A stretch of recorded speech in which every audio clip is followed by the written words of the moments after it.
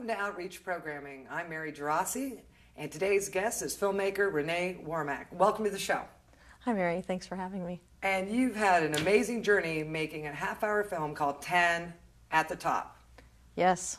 Let's talk about that. You're getting great reviews. You've had a premiere. Where did it start? How did you start with this idea, and where did you go? We're going to explore that today. So how did this come to you, and what is it? Well, when I was finishing up my master's degree at the University of South Florida in public administration, I just made this observation that there was an unprecedented number of women at the helm, at the top of government institutions in the Hillsborough County, Tampa Bay area. And when it dawned on me, I thought, something's got to be done about this. A film, a book, or has there been newspaper articles written, anything. And nothing had been done that I could find. I talked to Doris Weatherford, who's a local historian and women's expert, and she said, no, Renee, I don't think there's anything been done. You're right, it is an incredible time for the area. So I got this idea that I wanted to produce a film. And I set a goal that I wanted to premiere it March 2007, National Women's History Month, and that I wanted it to premiere on WEDU, which is our West Coast affiliate for PBS. I wanted to shoot it in high definition, and I actually wanted to dedicate it to my grandmother, who had passed away right around that time in March 2006. So I did it. Great. Now, you had all these expectations, all these ideas, and all these thoughts. That was unreality. What was the reality check like for you? I mean, you had this vision. What was it like getting to that vision? Because it was probably nothing that you ever expected. Right. Well, I had no funding. I had no knowledge of how to produce a film. And I was working full time. So I really did not know how I was going to learn and actually carry out this project. So what I started doing was networking and talking to all the people that I knew. I'm born and raised in Tampa, and I have a public relations and public administration background, and so the people were amazing. When you have a good idea, I think this film demonstrates people will support you and they'll get behind it. So was it anything like you expected? Tell me the hardest part, and then we'll go back to what the easiest part, what the most amazing part was. So how difficult was this? Or was it? It was very difficult. Not a lot of sleep, working full time and working on emailing. I was promoting the film the whole entire year while I was producing it. So I was flying the plane while building the plane for a whole year, learning how to produce it and doing it. Do you always do things the hard way? I tend to. Okay, that's good. So do I. Go ahead. Yeah. I encourage that. And I like it, very challenging things too. So what was the hardest thing? Just assembling it?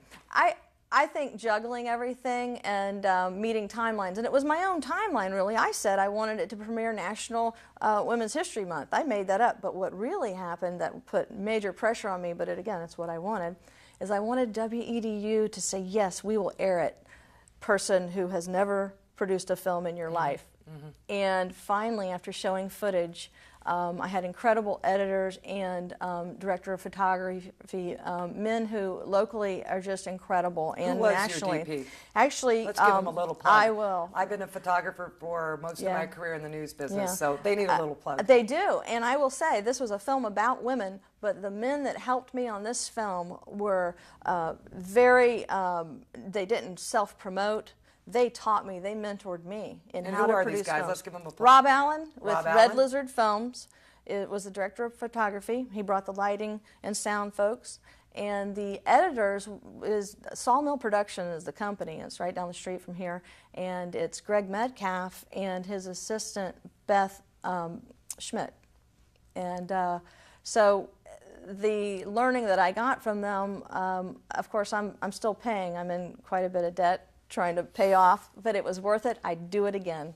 Yeah, everything I know about the film and television industry I learned from men. My dad was a photojournalist. He taught me reel-to-reel recording. So it's nice that the gentrification of things stops and that these men were so supportive on this adventure. And it's really nice of you to honor them. It's very, very... They were, I can't say enough about them. So the hardest part was you gave yourself a deadline, then you wanted to what? Shoot yourself in the foot? Well, when WEDU finally said yes, I then had what's called an air date. And that date, I needed to get everything done by that time. You know, if it was just, I had to adjust. If it turned out April, I could have said, okay, well, I'm not going to do it in National Women's History Month. That's my idea anyway. Who cares? Well, when I got the air date, I'm like, oh, this is my opportunity. This was the big thing I wanted to do, to get it disseminated, this phenomenon that's happening in Hillsborough County, Tampa, my hometown. And so that pressure of really doing final edits, gathering what's called B-roll, which is all that extra stuff you put in of pictures, and I have pictures. I know what that is. I Yeah. hope the audience knows how hard that is. Every shot you're going to see had to be lit, had to have audio, had to have somebody asking a question, had to follow through. I tracked down pictures of these women when they were little. There's pictures of their family. There's pictures of some of them at work. So all that, you have to go research it, and you have to get the footage, and you have to give it to your editor, tell them where to put it and what your preferences are, and actually review it, give feedback again, review and feedback, and it's a very arduous process. How many hours do you think you put into this movie? Oh, I cannot even Just imagine. throw it out there. What do you think? Oh, gosh. Thousands? Thousands, absolutely. Great. Yes. Wow. Phenomenal. So you just came up with an amazing idea, and you tenaciously charged ahead, having no idea what you're doing, and did it. That unto itself is a great story. Thank you. I'm glad you're here to share that story. Thank you. We bring a lot of filmmakers to public access every day, people who would love to be in your shoes, producing films and videos, and especially getting on WEDU PBS. That's certainly a feather in your cap. It's an amazing station, very good production values. Thank you. And we're glad that you were so kind to air it on our channel. We're going to be watching Renee's film as soon as we're done with this pre-interview, so you got an idea of her commitment, her tenacity, and her amazing journey into becoming a filmmaker. I love this story. I'm so glad you're here. Great. Thank you. So let's get into, that's the hard part. Let's get into, out of all the things you did to make this movie, what was the caveat? This wasn't just a film to me. This was about connecting these women with the girls in the community. And what I did was I used the Ophelia Project girls for a focus group prior to actually asking the questions of these women. And I think connecting them was really important to me. Also, Seminole Heights Elementary School in Tampa, I went and actually interviewed some of those girls. There's 4 of them that actually appear in the film, and I asked them what they want to be when they grow up. But the thing that I think was the ultimate for me was my premiere, which I had at the Centro Asturiano. I wanted to do it at a historic building in Tampa. And when I premiered the film, prior to it showing on EDU, I had over 100 people there. 5 out of 10 of the women came, and the 4 little girls from Seminole Heights came, and they got to meet these women. And I believe the vision that I had behind this was really epitomized by that event. The connection of people who can meet the leaders and the folks that are in roles to which they aspire. And that was a big part of my vision, was giving hope to people who may not realize, young girls, that you can be mayor.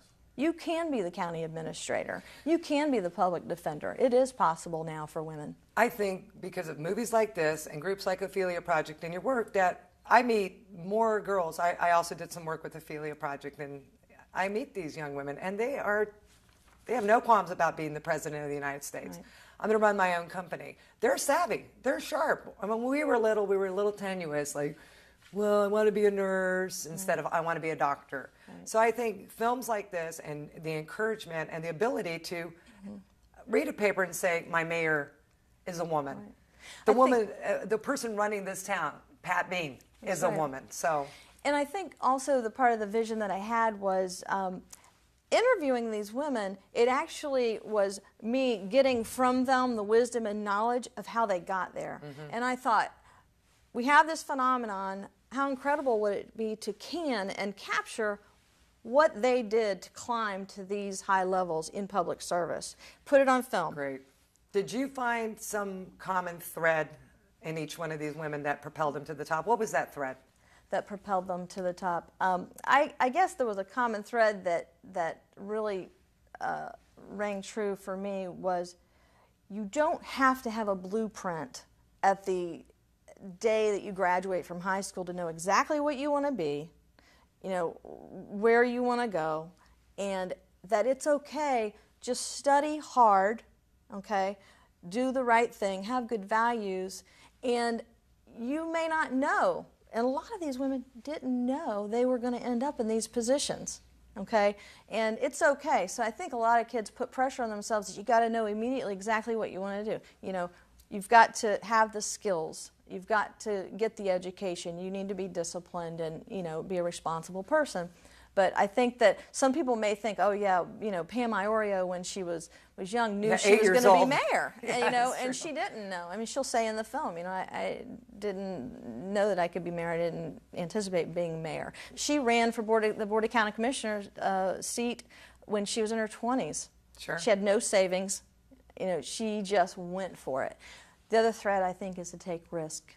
You can take risk. Don't be so afraid. You know, jump and really go for it, and believe in yourself. So those were the common threads you seem to find through. Yeah, yeah. That's good. I like that, to be able to disseminate all that information and package it a bit and say, Right. take your challenges, don't be too rigid on yourself, you know, think outside the box, can you say? They all think Absolutely. outside the box? They did. And in terms of being women, I believe that they really experienced, many of them, discrimination, and some of them speak of that, because I asked them what obstacles did they face because they are a woman. Sure. And you know, the way they talk about it is, yes, these things happen, but here's how I navigated it.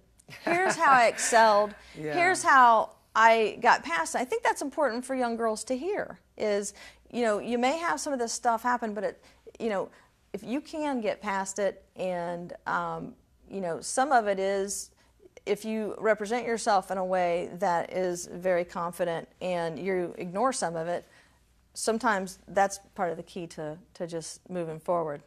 Yeah, and sometimes it's not. And adversity, you know, Nietzsche said it best, that which does not kill me makes me stronger. That's right. That's right. And I'm sure each one of these women were forged in steel because of sexual discrimination, harassment, whatever it is. Not that anybody should have that, but we do. We do all encounter it, no matter where, whether it's in a restaurant or a bar setting or with a partner, whatever, or in the workplace. So being tenacious and strong enough to rise above it. Pat Frank, clerk of the circuit court, talks about the fact that when she went to Georgetown, the college of the law school there, she's the first woman to attend and graduate from there. The professor, when she got there, told her, we have never had a woman here, and we're not going to have one now. Yeah. She succeeded. Well, that's what I mean. It sounds like they had those hits against them, and because of that, they were able to rise above it. I mean, learning to deal with adversity instead of running from it. That's right.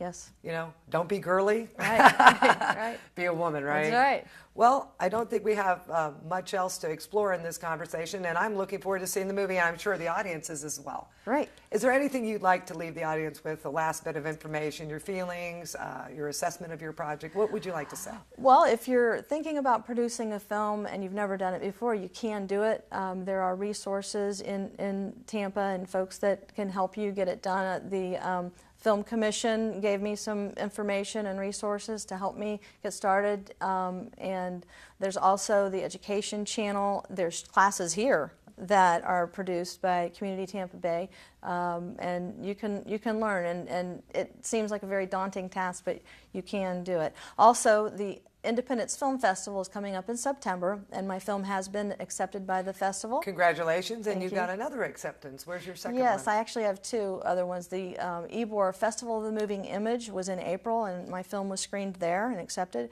And the Central Florida Film Festival is taking place in a couple months, and it just got accepted there. Congratulations. Thank you. Is this the last movie we're going to see for you? Is this your new career, or have you thought about it yet? I've thought about it, and I have the bug. I want to produce more films, so I'm very interested in that. Any idea what your second one's going to be yet? Maybe something along the lines of labor issues and work-related issues. There's a real decline in unions nationally and worker rights. I think that'd be a very interesting topic. Thank you, Mary. Thanks for being on the show. Okay. And thanks for watching. And now we're going to go to Renee's film, 10 at the Top. I hope you enjoy it as much as I did. Thank you for watching.